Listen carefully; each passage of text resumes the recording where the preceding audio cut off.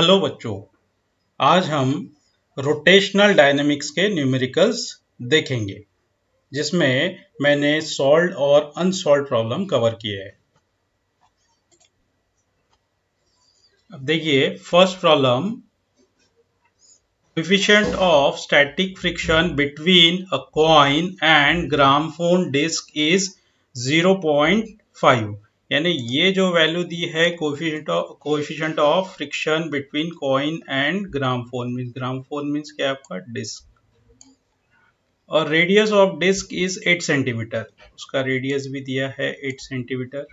Initially the centre of coin is pi centimetre away from the centre of circle. यानी coin का जो distance है axis से वो डिस्टेंस पाई सेंटीमीटर दिया है। ये देखो यहाँ पे लिखा है मैंने आर, ये रेडियस नहीं है, ये कॉइन का डिस्टेंस है। Centre of disc at what minimum frequency will it start slipping from there. यानी ऐसी कौन सी फ्रीक्वेंसी, जिस फ्रीक्वेंसी पे वो स्लिपिंग होगा वो फ्रीक्वेंसी हमें कैलकुलेट करनी है। ठीक है, तो we have v equals to under root mu r g. ये फार्मूला किसका है हमारा, vehicle move in a horizontal road. ठीक है, ये फार्मूला हम लोग यहाँ पे यूज करेंगे, इसको स्क्वायरिंग करेंगे, equals v square equals to mu r g but v equals to r omega. ठीक है, फिर ये यहाँ पे पुट कर देंगे v के जगह पे r square omega square equals to mu r g, r square in bracket 2 pi n whole square equals to mu r g. फिर इसको स्क्वायरिंग कर दिया, स्क्वायरिंग करने के बाद यहाँ पे r square into 4 pi square n square equals to mu r g. उसके बाद एन स्क्वायर को अलग कर दिया क्रॉस मल्टीप्लाई करके। ठीक है, इसमें से ये एक आर कट जाएगा। ठीक है, फिर इतनी वैल्यू बच गई, इसमें जी का वैल्यू रख दिया हमने पाई स्क्वायर, तो पाई स्क्वायर कट गया। फिर हमने वैल्यूज रख दी और उसे सॉल्व किया तो हमें कितना मिला वैल्यू 3.978। ये आपको लॉग कैलकुलेशन से सॉल्व करके लाना है। एन इक्वल्स टू, अब इसका taking square root both side लिया, n equals to under root 3.978। ठीक है, फिर इसका रूट निकाला, ये भी हमें लॉग से ही कैलकुलेट करना है, स्क्वायर रूट में जाना है लॉग में। ठीक है, तो कितना आंसर मिला 1.9945 रिवॉल्यूशन पर सेकेंड। ठीक है, तो एन का वैल्यू मैंने इसको राउंड ऑफ किया है, तो एन का वैल्यू कितना मिला मुझे 2 रिवॉल्यूशन पर मिनट। ठीक है, ये हमारा फर्स्ट प्रॉब्लम था। Next second problem, the part of racing track is to be design for curvature of 72 metre. Radius of curvature दिया है ट्रैक का, कितना दिया है 72 metre. We are not recommending the vehicle to drive faster than 216 kilometre per hour. इससे ज्यादा fast नहीं जाना चाहिए। ये किलोमीटर पर आवर में दिया है, आपको इसे कन्वर्ट करना पड़ेगा किलोमीटर पर आवर को मीटर पर सेकंड में। ठीक है, तो देखो ये कितना मिल गया आपको 60 मीटर पर सेकंड। कितना मिल गया आपको 60 मीटर पर सेकंड। आपने मल्टीप्लाई किससे किया है 5/80 से 18 से मल्टीप्लाई किया है, तो आपको 60 मीटर पर सेकेंड में मिल गया। और क्या दिया उसके बाद, वॉट नहीं, with what angle should road be tilted. Tilted means आपको थीटा निकालना है, यहाँ पे एंगल ऑफ बैंकिंग निकालना है। बाय वॉट हाइट, हाइट भी निकालनी है, हाइट भी question mark. will it the outer edge be with respect to the inner edge if the track is 10 metre wide. Track कैसी है 10 मीटर वाइड। ठीक है, तो यहाँ पे L का भी वैल्यू दिया है आपको। ठीक है, तो एंगल ऑफ बैंकिंग का आपको फार्मूला पता है, theta equals to 10 inverse v square upon r g. तो V की वैल्यूज हमने रख दी है यहाँ पे, V की वैल्यू 603600 मिल गया स्क्वायर करने के बाद, अपॉन 72 इंटू 9.8। इसका कैलकुलेशन हमें कितना मिला है 5.1020।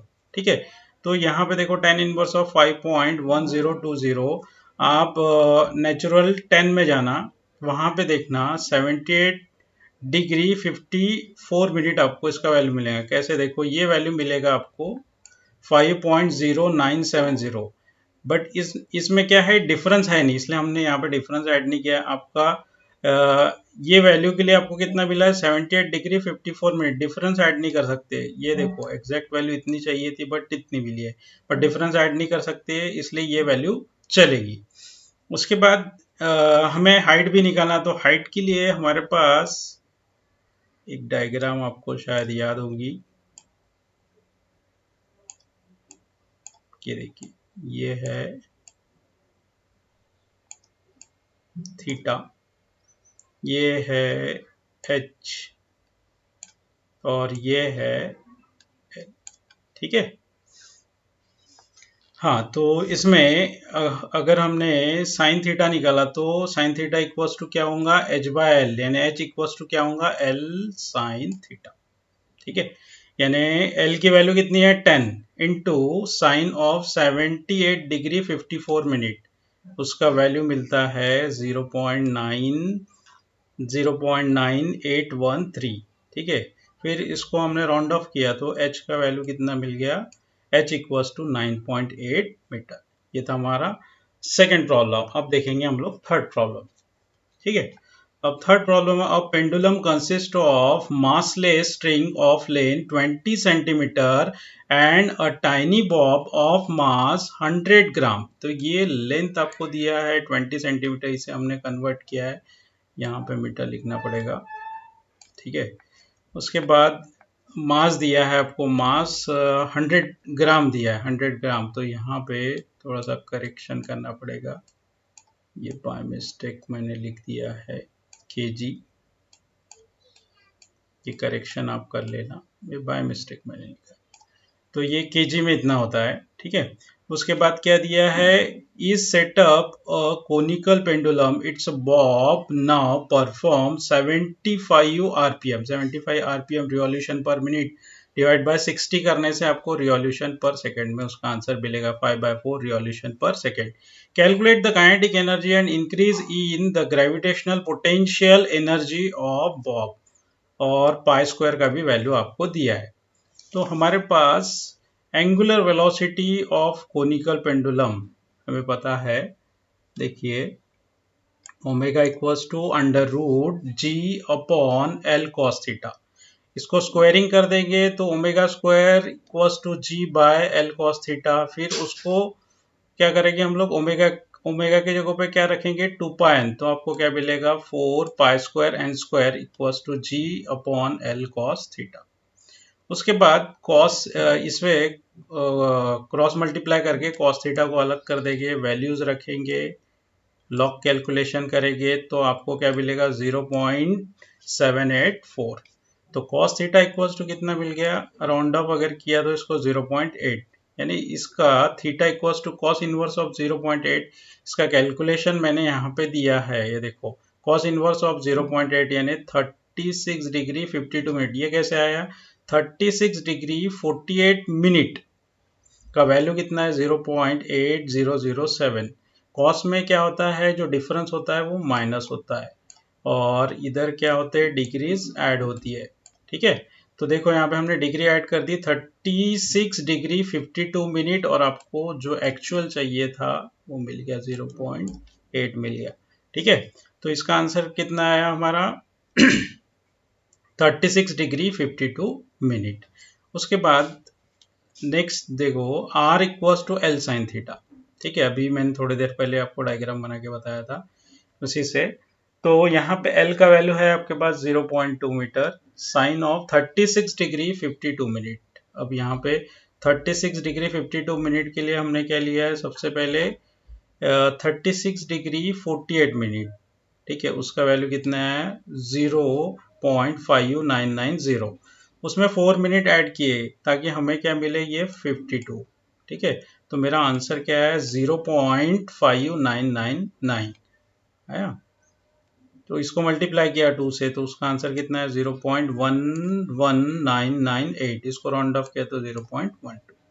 फिर काइनेटिक एनर्जी का फार्मूला आपको पता है हाफ एम वी स्क्वायर, उसमें v के जगह पे r ओमेगा रखा, ठीक है, तो आर स्क्वायर ओमेगा स्क्वायर हो गया, फिर ओमेगा के जगह पे 2 पाई एन रखा तो 4 पाई स्क्वायर एन स्क्वायर हो गया। फिर काइनेटिक एनर्जी की वैल्यूज रखे हम लोगों ने सभी की, मास की, आर की, एन की, फ्रीक्वेंसी मीन्स सभी वैल्यूज रखे और इसको लॉग कैलकुलेशन से सॉल्व किया तो हमें कितना मिला 0.045 जूल। ठीक है, आपको कैलकुलेट करके देखना है। तो देखो यहाँ पे पोटेंशियल एनर्जी का भी फार्मूला है। पोटेंशियल एनर्जी का फार्मूला देखो, ये change in potential del P dot E equals to M G L one minus cos theta equals to 0.1 9.8 1 minus 0.8 किया तो इसका आंसर मुझे मिल रहा है 0.0392 जूल। ये हमारा थर्ड प्रॉब्लम था। ठीक है, अब देखते हैं हम लोग फोर्थ प्रॉब्लम। अब फोर्थ प्रॉब्लम में क्या दिया है, a ceiling fan having moment of inertia. Ceiling fan का मोमेंट ऑफ इनर्शिया दिया है 2 kg metre square. Attain its maximum frequency भी दी है, आरपीएम में आरपीएस में कन्वर्ट करना है इन 2 पाई सेकेंड। ये आपको टाइम दिया है, ये फ्रीक्वेंसी दिया है, ये मोमेंट ऑफ इनर्शिया दिया है, ये टाइम दिया है। देखो हमने मोमेंट ऑफ इनर्शिया दिया था, वो लिखा है फ्रीक्वेंसी 0 है, मींस एंगुलर वेलोसिटी भी क्या मिलेगी, इनिशियल एंगुलर वेलोसिटी भी 0। और ये 60 आरपीएम में घूम रहा है, मींस ये फाइनल एंगुलर वेलोसिटी। तो ये n2 की वैल्यू कितनी है 60, 60/60 कितना हो जाएगा 1, यानी ओमेगा 2 कितना मिलेगा आपको 2 पाई। ठीक है, ओमेगा 2 क्या मिलेगा आपको 2 पाई। ठीक है, उसके बाद टाइम आपको क्या दिया है 2 पाई सेकेंड। ठीक है, आपको P निकालना है, पावर निकालना है। तो आपके पास एंगुलर एक्सेलरेशन का फार्मूला है alpha equals to omega 2 minus omega 1 by T. इसमें हम लोग क्या रखेंगे, ओमेगा 2 का वैल्यू कितना है 2 pi minus initial angular velocity कितनी है 0। ठीक है, तो 2 पाई कट गया, आपको एंगुलर एक्सेलरेशन का वैल्यू कितना मिल गया है 1। नाउ पावर का फार्मूला क्या है, P equals to tau omega 2, final angular velocity ली है हमने यहाँ पे। तो फाइनल फिर टॉ का फार्मूला क्या है आई अल्फा, ये डेरिवेशन में आपने देखा है। फिर ये ओमेगा 2, तो सभी वैल्यूज है हमारे पास, सभी वैल्यूज हमने रख दिए। हमें आंसर कितना मिला 2 पाई वैट। ठीक है, अब देखिए नेक्स्ट प्रॉब्लम क्या है हमारा, fifth problem, a spherical water balloon is revolving at 60 RPM. 60 RPM के स्पीड से हम लोग वो बलून को घुमा रहे हैं, स्फेरिकल बलून को। In the course of time 48.8% of its water leak, यानी उसमें से 48.8% वाटर लीकेज हो गया। With what frequency will it remain the balloon revolve now. तो वो फ्रीक्वेंसी हमें निकालनी है जिसमें 48.8% वाटर लीक हुआ। ठीक है, तो देखो यहाँ पे गिवन में हमारे पास क्या दिया है फ्रीक्वेंसी, यानी n1 का वैल्यू दिया है 60 आरपीएम, उसको डिवाइड बाय 60 किया 1 आरपीएस आया। ठीक है, उसके बाद आपको क्या दिया है, ये जो वैल्यू दिया है ये उसका मास के बारे में दिया है, मास कैसे कम हुआ। तो देखो एम ये देखो m2 equals to m1 minus 48.8। तो हमने क्या किया, इनिशियल जो वॉल्यूम था उससे माइनस किया, क्योंकि इतना लॉस हो गया था यहाँ पे 48.8%। तो देखो m1 माइनस 48.8 डिवाइड बाय 100% में था, इसलिए m1 इक्वल्स टू, इसको क्या किया हमने, इसमें एलसीएम निकाला है 100 m1 माइनस 48.8 m1 अपॉन 100, तो इतना आया m2 equals to 51.2 m1 by 100। m2 by m1 equals to कितना मिल गया है 0.512। ठीक है, तो ये मिलने के बाद देखो, तो m2 बाय m1 कितना हो गया 0.512। फिर देखिए यहाँ पे m1 by m2 equals to 1 upon 0.512, reciprocal से आपको ये आंसर मिल जाएगा 1 अपॉन 0.512। ठीक है, रेसिप्रोकल निकालो डेसिमल शिफ्ट करके तो इतना आंसर आएगा 1.953। फिर इसका पावर लिया हमने इसको क्या किया है, taking cube root both side. ऐसा क्यों किया है मैंने, आगे ये टर्म आपके काम में आएंगी। क्योंकि देखो यहाँ पे इसका क्यूब रूट निकाला, इसका वैल्यू हमारे पास था 1.953। ठीक है, 1.953 टू द पावर 1/3। इसका लॉग कैलकुलेशन करके कितना मिला है 1.25। तो देखो m1/m2 यानी पहला जो मास था उसका बलून का और दूसरा मास, तो दोनों के लिए वॉल्यूम भी क्या रहेंगे अलग अलग, क्योंकि दूसरे इसमें क्या हुआ था उसका वॉल्यूम कम हो गया था। यानी v1/v2 वॉल्यूम ऑफ स्फीयर क्या है 4/3 पाई आर क्यूब। ठीक है, तो यहाँ पे 4/3 पाई आर वन क्यूब और इधर 4/3, तो ये कट हो जाएगा पाई आर टू क्यूब। ठीक है, तो r1/r2 equals r1/r2 to the power कितना बचा है 3, यानी m1/m2 equals to r1/r2 to the power 3, यानी r1/r2 आपको इतना मिल गया। ठीक है, इसलिए मैंने यहाँ पे ये वैल्यू कैलकुलेट किया है।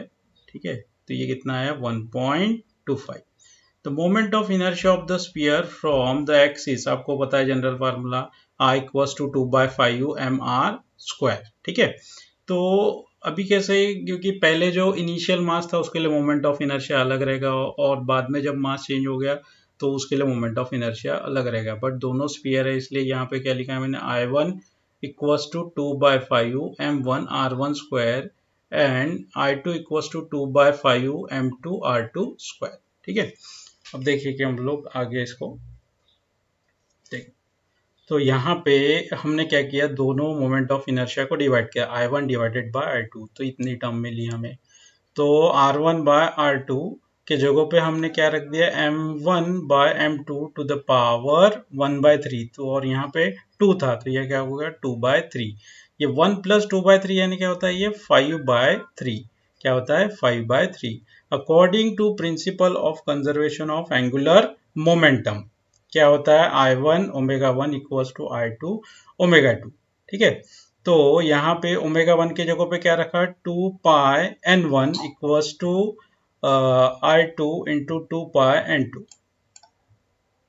देखो, तो I1 into n1 equals to I2 into n2। ठीक है, तो क्रॉस मल्टीप्लाई किया हमने n2 equals to I1/I2 into n1। तो यहाँ पे देखो I1/I2 का वैल्यू हमें क्या मिला था m1/m2 टू द पावर 5/3, मैंने इसको स्प्लिट कर दिया, फिर इसको मैं ऐसे भी लिख सकता हूँ m1/m2 टू द पावर 1। ऐसा क्यों लिखा, क्योंकि मेरे पास इसका वैल्यू है कितना है 1.25। आपने पीछे के स्लाइड में मैंने आपको बताया था, ये देखो यहाँ पे दिख रहा है, तो देखो यहाँ पे आपको मिल गया 1.25 टू द पावर 5, मैंने इसका यहाँ पे लॉग कैलकुलेशन करके बताया आपको। ठीक है, तो आपको आंसर कितना मिल गया यहाँ पे 3.053। लॉग कैलकुलेशंस आपको पता है, फिर भी मैंने वहां पे लिख के रखा है, आप देख सकते हो। ठीक है, तो n2 का वैल्यू कितना मिला मुझे 3.052 रिवॉल्यूशन पर सेकेंड। ठीक है, ये हमारा 5th प्रॉब्लम खत्म हो गया। अब हम लोग देखेंगे 6th। A metallic ring of mass 1 kg has a moment of inertia 1 kg meter square। तो यहाँ पे रिंग के लिए दिया है, रिंग बोला है यहाँ पे, when rotating about one of its diameter, वो रिंग कहाँ से घुमा रहे हैं हम लोग डायमीटर से घुमा रहे हैं, तो मोमेंट ऑफ इनर्शिया जो रहेगा वो किसके लिए रहेगा डायमीटर के लिए रहेगा। मोमेंट ऑफ, ये देखो ID इक्वल्स टू मैंने क्या लिखा है 1 kg मीटर स्क्वायर, मास भी लिखा है उसका 1 kg। ठीक है, तो it's molten and remoulded into the, उसको मोल्ड करके हमने यूनिफॉर्म डिस्क बनाया ऑफ सेम रे, उसका रेडियस चेंज नहीं किया है। How much will its moment of inertia when rotate about its own axis, यानी हमें मोमेंट ऑफ इनर्शिया आप किसके लिए निकालना है डिस्क के लिए निकालना है। तो देखो यहाँ पे moment of inertia of disc about its own axis के लिए ये हमारा क्वेश्चन है। Moment of inertia ring diameter से घुमा रहे वो हमें गिवन है, यानी moment of inertia of ring about its diameter ID equals to कितना होता है हाफ mr²। तो यहाँ पे हमने ये ID का वैल्यू रख दिया 1 और मास भी रख दिया 1। तो देखो यहाँ पे R का वैल्यू क्या मिला हमें r² इक्वल्स टू 2, यानी R इक्वल्स टू √2 मीटर। अब हमें मोमेंट ऑफ इनर्शिया जो मोल्ड करके हमने उसे डिस्क बनाया था उसका निकालना है, तो mi of disc about its own axis I equals to half mr²। इसमें हमारे पास सभी वैल्यूज है, मास की भी है R की भी है, तो हमें आंसर कितना मिला है 1 kg मीटर स्क्वायर। ठीक है, समझ में आपको। अब देखिए नेक्स्ट, तो यहाँ पे 6 प्रॉब्लम्स लिए, अब देखिए यहाँ पे मैंने आपको ये होम असाइनमेंट दिया है, इसमें टोटल कितने हैं 7 प्रॉब्लम्स है। ठीक है, अगर इसमें कभी भी आपको कहीं भी डाउट होता है तो आप मुझे कॉल कर सकते हो। Okay, thank you.